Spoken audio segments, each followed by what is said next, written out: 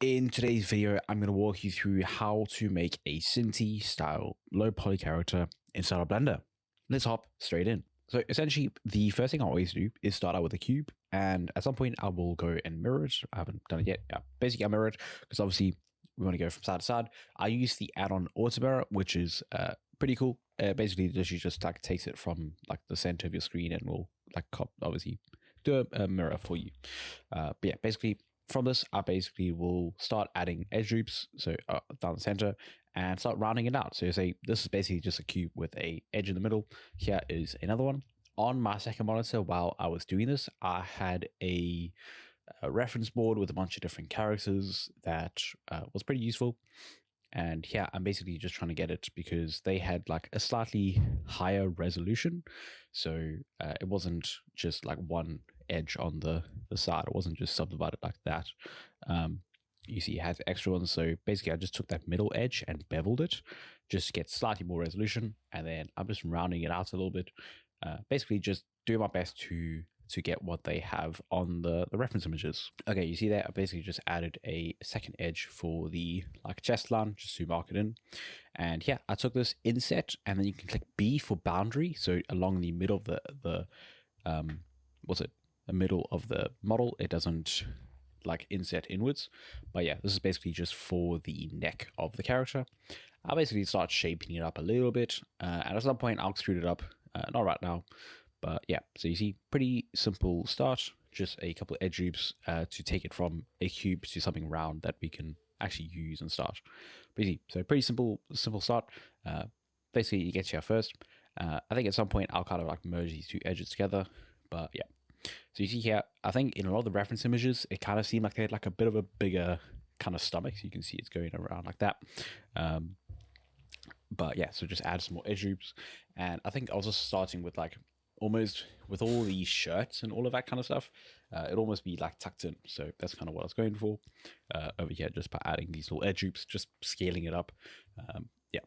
For the arms, I just took two faces inset, used the loop tools add-on. So right click, loop tool, circle.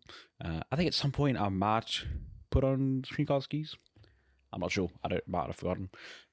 But yeah, so yeah, basically this is what I do a lot of the time. Just inset and pull it out a little bit. Once you've obviously made it a circle, so you see like that. Cool. So very good way of starting out the shoulders. And if you want, you can do it in a T-pose, which is when it's straight out, which is better than what I did. I think, actually, I don't remember what I did. I think I probably did closer to an A-pose. Or I did it pretty normal. But yeah, extruding it out, I think a lot of the arms would kind of have a little taper like that. So it's not like a muscled character where the bicep like kind of sticks out like that, and you have like the tricep kind of thing. But yeah, as you see there, I kind of did this. I think I had a little bit too many edges on this. So, but you can always just select the edge, X, dissolve edges, and yeah. And by the way, if you want to, you can go check out my free character guide. It'll be linked down below, and you can basically go through and get my workflow that I use to make almost every single one of my characters. Highly recommend you go check it out. That'll be down in the description. Let's get back to the video. I think this is something I'm basically saying this in every video. Don't stress, like just get something done, and then you can always just go and edit it. I mean, yeah, I'm literally using these sculpting tools, so just go Control Tab, go Sculpt mode, and then just get something done. Because if you have the vertices, you can start moving them around. But if you don't have anything to work with, then you kind of can't do anything. So yeah, I highly recommend you go use sculpting tools. It's a little bit more easy to use than the portrait editing. Over here, I kind of just don't want to merge this edge right here, just because it kind of like went a little bit too far into the character. So I just merged it into a triangle close to the like right underneath the elbow, armpit. But yeah, so okay, so the next thing I'm going to go on to is getting the legs sorted out. I think at some point I basically like stop this t-shirt kind of thing, but I will show you some tips on how to actually attach the legs properly at some point. So you should see me do it pretty soon. But essentially I'll take these middle edges and pull them in slightly. Yeah, probably doing here. So you see, so you press F, to bridge across there. Okay, so let me just get this back. So delete the faces underneath, and then get the front and the back edge, and then press F to join them across. Then you can go add an edge loop. So just add one. You can add multiple. I'm going to bevel it anyway. But yeah, so you see here, basically, I'll take this down, bevel it. So now this is closer to having enough vertices to actually be a circle. So it's six-sided. So you see loop tool circle, and now this is actually ready to be attached to a attached to the legs. So if you do it where your body is just going straight down like this, and then you kind of just pull the legs like that, you always have problems around in the middle. It just really doesn't attach well. Whereas if you do it more like actually getting a circle, so it's doing like that, much more natural, you will have a better time on everything when doing that. So highly recommend you do something like that. Okay. And I'm pretty sure that's exactly what they do on the Synty style characters. But you see, yeah, just take it out there and you've got a good start with the leg. But yeah, I basically just added edge loop and then just kind of pulled it out slightly. Just bear in mind, if you're going to pull it out, also I'm making it for the trousers, but basically I pulled it out, but I didn't scale it on the y-axis. You see, I have a couple problems like over there and there. But yeah, it is what it is. I'll figure it out at some point. At this point, I'm still kind of going for more like, I think I had two different references. I think later on I realized that the reference I was using was for someone who just kind of make like a fan artwork. But basically I was just making it a more like athletic kind of body rather than the more like middle-aged pot belly kind of thing that some of them had going on. But yeah, so this in the references, you can see there's always kind of an edge halfway up the pelvis like area like this. So just adding that in here. But yeah, looking pretty cool. You can probably also sometimes add another edge like over here, just to help with the kind of bending and all of that.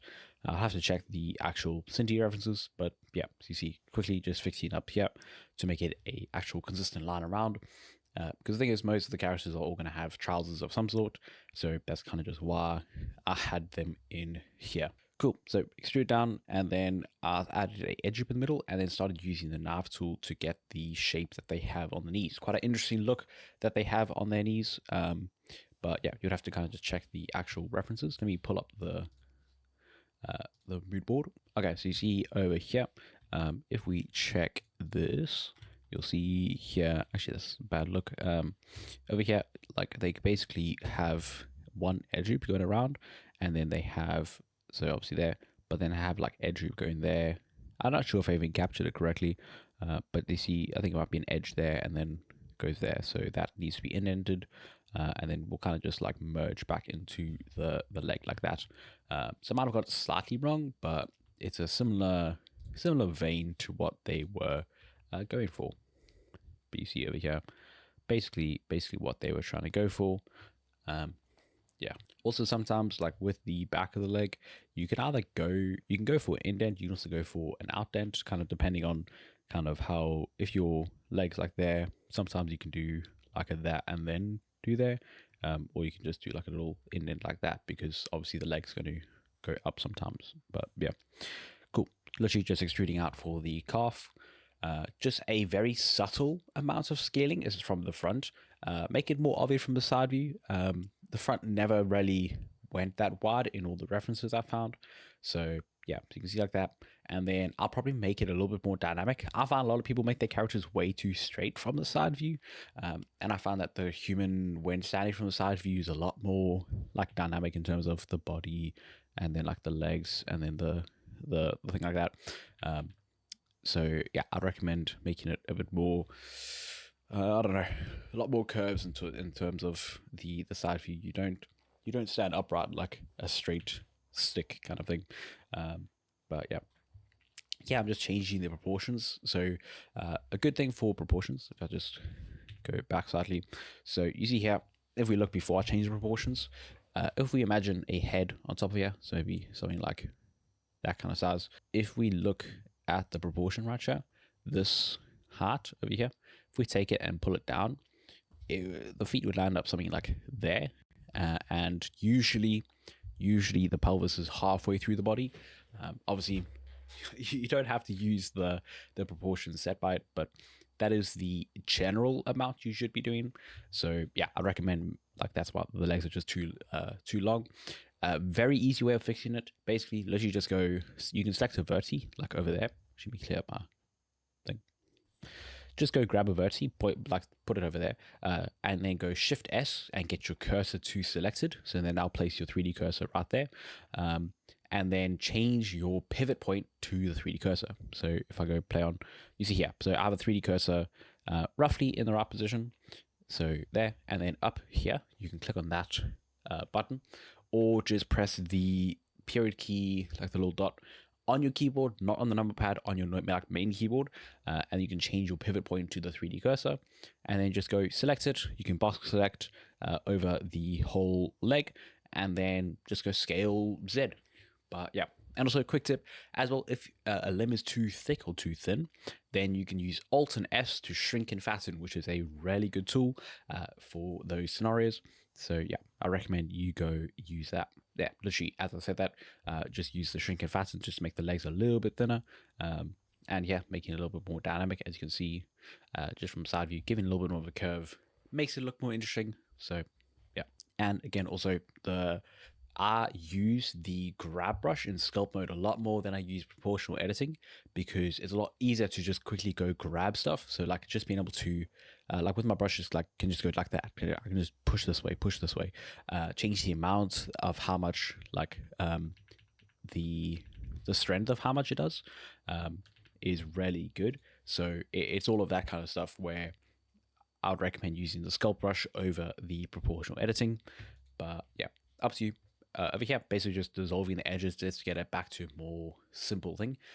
And over here, I'm actually using the grab brush in sculpt mode to shape it up and make it more of a like athletic kind of build for the character. Over here, we needed a little bit more detail on the shoulder. So over here, I'm using the knife tool to create a loop around here. And actually, here is a good thing for the topology. I do this on the front view just because, oh, lovely, my camera died. Okay, cool. I guess no cam. Yeah, don't buy an Elgato cam link. But yeah, cool. Let's continue on. But basically, yeah, this is a very good way of doing topology. If you need to add another edge, so obviously we could have added an edge like that. We could have added an edge like that. But if you want to have one run that way, then you can go do there. And then if you have a square like this to add, like if we have an edge going here and an edge going here, we can literally just do there and then connect it across like that, which ends up routing the edge this way. So actually, let me change color. So get an edge going like that. We can continue on, so the edges will still flow normally like there. So yeah, it's a cool way of going it. And if you are going into and actually learning how to do like subdivision when modeling, this is a very useful technique. Cool. And yeah, basically do the same thing, just use the knife tool just to add it in there, and then that just gives me another edge so I can shape up the shoulder a little bit. And I think it's quite common to actually do an edge going up like that over the shoulders. It's pretty good for the topology because it adds another edge. And the reason we want another edge is because if you are doing especially a T-pose, if your arm is up here, your range of motion is like you can't go that much higher than a T-pose, but you can go all the way down to here to the side of your body.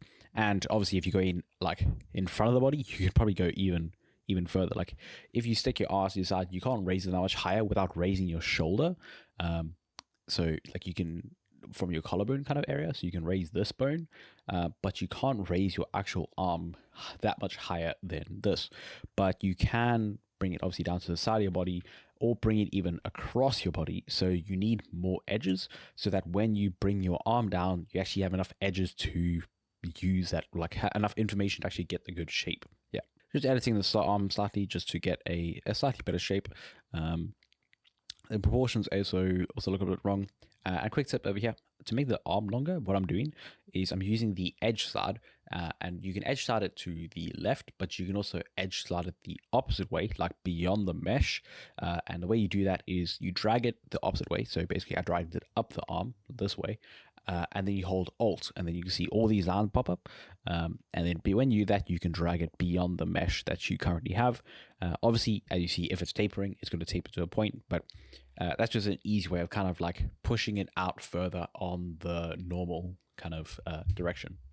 yeah, I got a little bit confused with the neck at this point because I was kind of finding some random references that would have these triangles, but I believe if you see them, it's basically just because the model was rendered in cycles, so it just looked like it had triangles, but it was just because they didn't do their model correctly.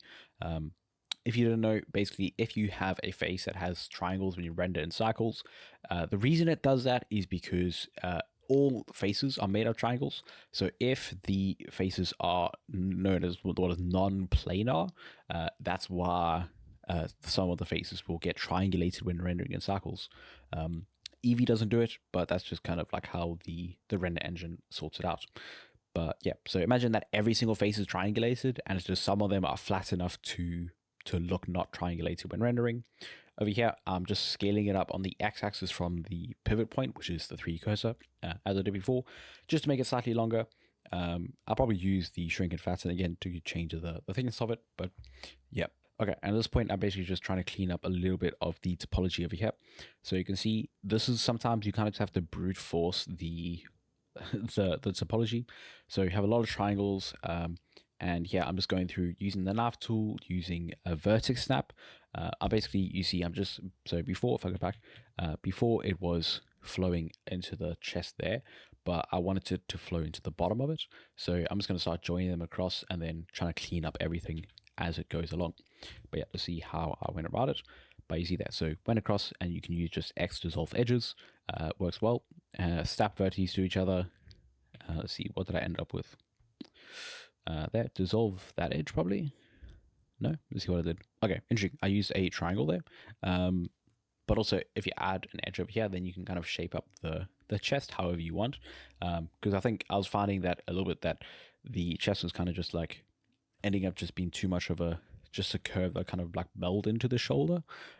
Whereas if it went more like there and then went into the shoulder kind of thing, it looked a bit better. But yeah, so that is one way of doing it. Let's see if I change it or not, but yeah, it does give me more control over the overall shape of it. And again, I'm constantly kind of messing around with the proportions of stuff. And here, I usually like having an edge right over here, just below the joint, just so that when I am like rotating the leg up and down, probably doing the same thing over here for the arm, just adding one more edge. I can control the shape slightly more, and I can also just go have better deformations when moving the shoulder. As I said, your joints need a couple more edges. You obviously don't need to go overboard, and you can come up with techniques, I think it's similar to the knee. This may just be an aesthetic reason for the knee, or it could be to kind of help the deformations of it. I'll add more edges in places like this to make my life a little bit easier and make sure I don't have any problems with my meshes. Okay, onto the feet of the character. So yeah, just extrude down slightly, and then once I've extruded it down, I'm just going to pull from the front of it. So I think they had a kind of weird looking ankle thing, but yeah. So there, I extruded down twice. So just bam, bam, and then just took this front vertex and then just merged it up. You can select it and use vertex snapping. So that's my vertex snapping. Hold Control to enable it, or you can just select the two vertices. So if you select the bottom one, then the top one, you can go M and merge like at last, at first. So if you select the bottom one and then select the top one, then you merge at last. If you do the opposite, then obviously do that at first, but yeah, etc. Just get it merged up, and then take this and then extrude down. Once you've extruded down, make sure to take the edge and go scale it to 0 on the Z axis. So go S, Z, and then 0. That will flatten it on the Z axis, which we see gets a whole foot be flat. Sometimes you also have to do it after extruding out the foot like that way, because if the normals are messed up, if you don't extrude out on the y-axis properly, it just doesn't end up working. Also remember that you can have some gaps in the bottom of the feet when you extrude down from a foot or piece that has that has a hole in it. But yeah, so shaping up the feet here, I think pretty standard. Like I think they actually had quite squared off feet. Quite an interesting look. Very kind of boxy look to their models. But yeah, basically that's what I'm trying to copy. As I said, you can see there's a hole in the bottom of the foot. So just take it and then just use F to fill it up. Also, just kind of a personal preference. I don't like having the edges kind of do like that on the bottom of the foot. So I kind of just try to make them a bit more straight across. Cool. So yeah, I'm basically just going to clean up the neck real quick. Yeah, pretty standard. Just get rid of those triangles I added. Using the loop tool circle, which I think messed up slightly.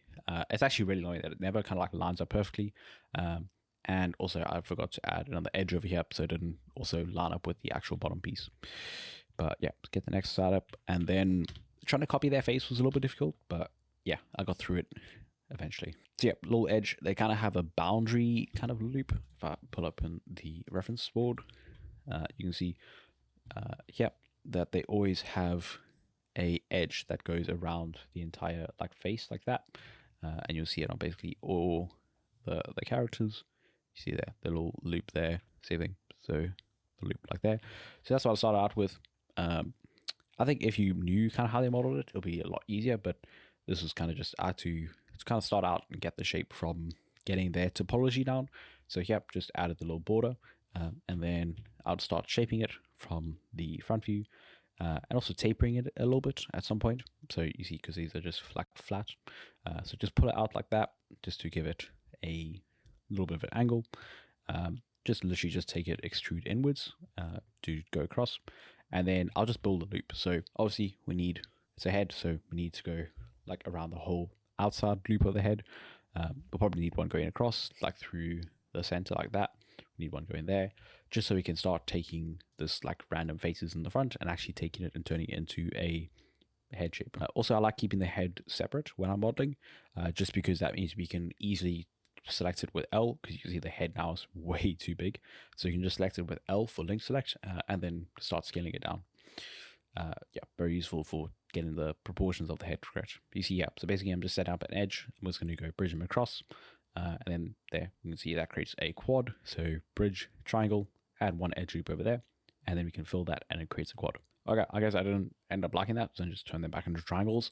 But yeah, so next thing is for the ear. So basically just, you could just take these faces and insert them, but I just use the nav tool to create a shape for the ear.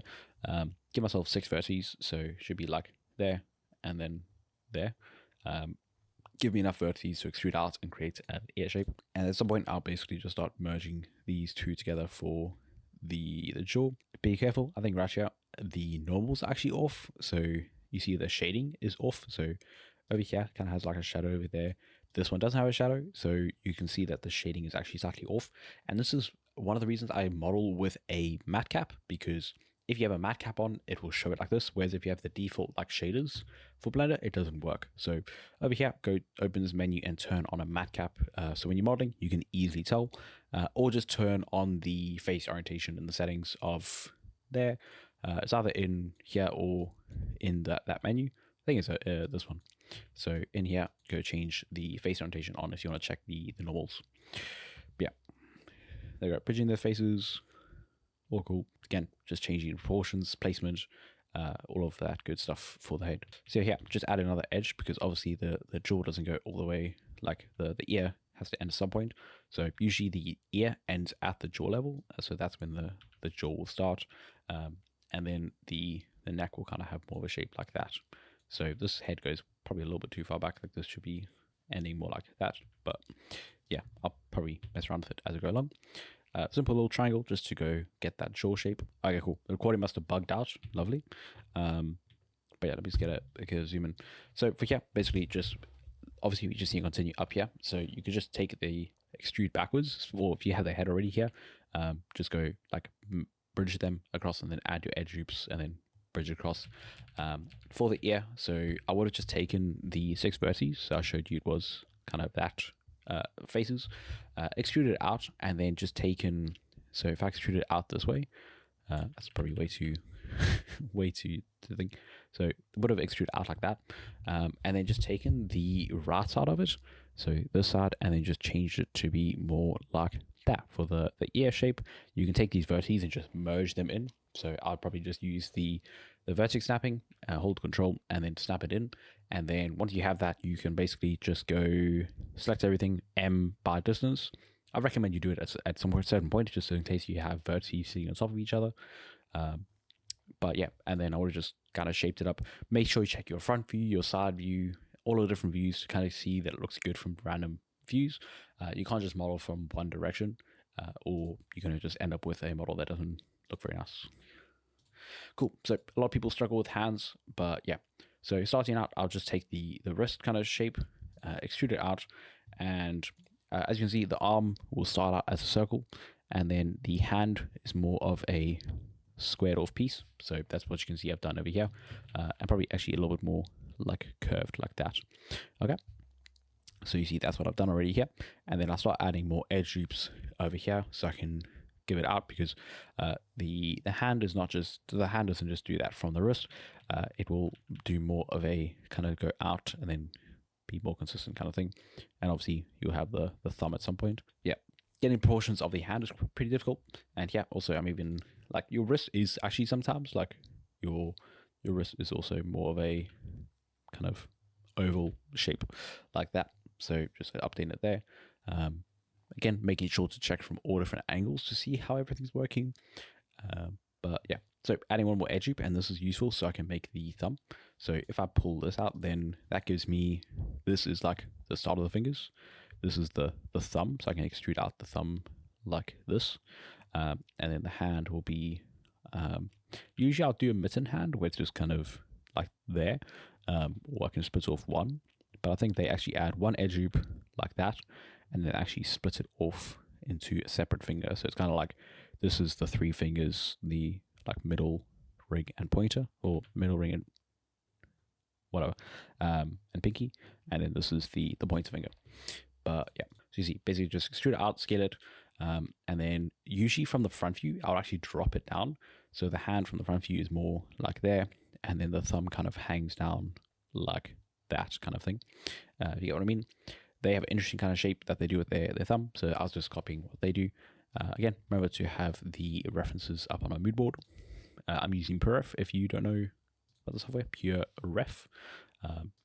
Easy way of just chucking references into a board. But yeah, kind of funky hands. Not sure exactly what reference I was looking at. Probably something like, actually I don't even know. I'm probably looking at this, kind of seeing how their hands looked. But yeah, again, the proportions of the hand is pretty difficult. So yeah, I just kind of pulled it back a little bit.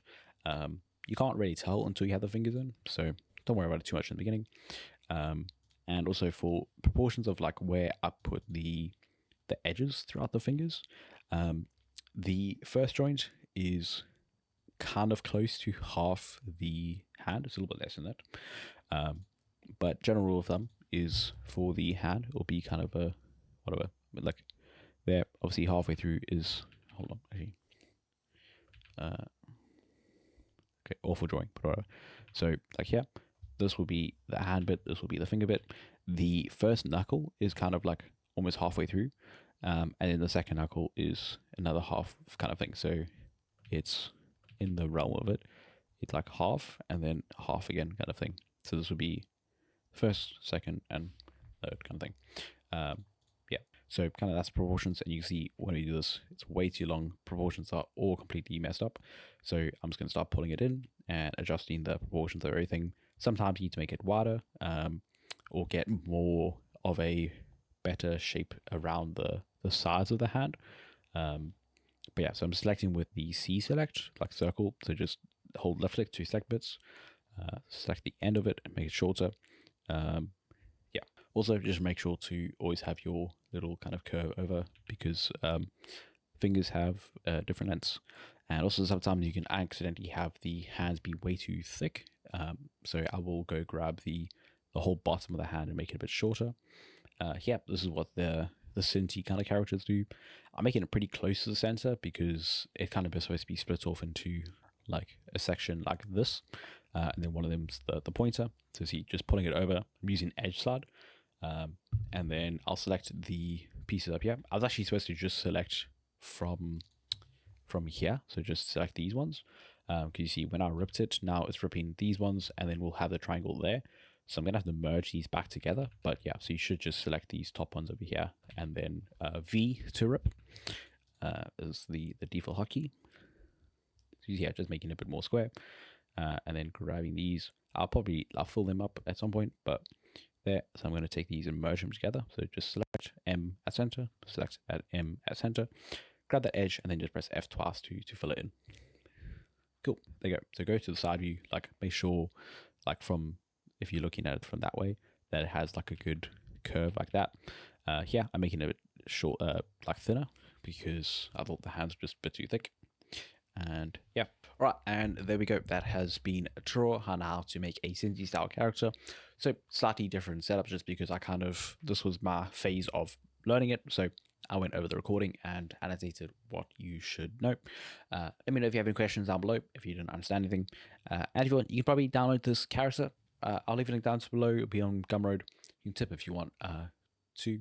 And also while you're on Gumroad, you can go check out all of my character courses if you want to learn more about making your own characters from scratch. And if you are struggling to make characters, click over here to watch another video on how to make some good low poly hair.